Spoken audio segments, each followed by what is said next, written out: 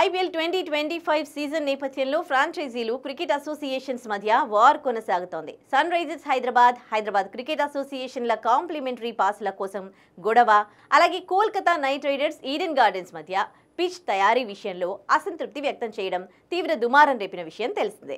ఇప్పుడు తాజాగా Rajasthan cricket association, Rajasthan Royals జట్టు మధ్య విభేదాలు చోటు చేసుకున్నట్లు తెలుస్తోంది. రాజస్థాన్ రాయల్స్ జట్టు ఫిక్సింగ్ కు పాల్పడిందంటూ Rajasthan cricket association ad hoc committee convener, BJP MLA Jaideep Bihani ఆరోపించడం చర్చనీయాంశంగా అయింది. లక్నో సూపర్ జైంట్స్ తో జైపూర్ వేదికగా జరిగిన మ్యాచ్లో రాజస్థాన్ రాయల్స్ ఓడిపోవడంపై జైదీప్ సందేహాలు వ్యక్తం చేశారు.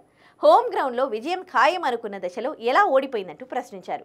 రాజస్థాన్ రాయల్స్ జట్టుపై విచారణ చేపట్టాలని ఆయన డిమాండ్ చేశారు. రాజస్థాన్ రాయల్స్ మేనేజ్మెంట్ ఆర్సీఏకు విలువ ఇవ్వడం లేదని, తమను పూర్తిగా పక్కన పెట్టిందని ఆరోపించారు. రాజస్థాన్ క్రికెట్ అసోసియేషన్లో రాష్ట్ర ప్రభుత్వం ఓ కమిటీని నియమించింది. ఈ కమిటీని 5వ సారి పొడిగించింది.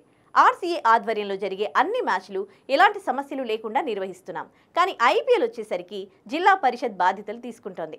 ఐపీఎల్ నిర్వహణ కోసం బీసీసీఐ ఆర్సీఏకు మాత్రమే లేఖ పంపింది. కానీ సవాయి మాన్సింగ్ స్టేడియం నుంచి మాకు ఎంఓయూ లేదని రాజస్థాన్ రాయల్స్ మేనేజ్మెంట్ సాకు చెబుతోంది అని జైదీప్ అన్నారు. ఇక ప్రస్తుతం జైదీప్ వ్యాఖ్యలు తీవ్ర దుమారం రేపాయి. ఫిక్సింగ్ ఉదంతం నేపథ్యంలోనే గతంలో రాజస్థాన్ రాయల్స్ పై 2 ఏళ్ల నిషేధం విధించిన సంగతి తెలిసిందే.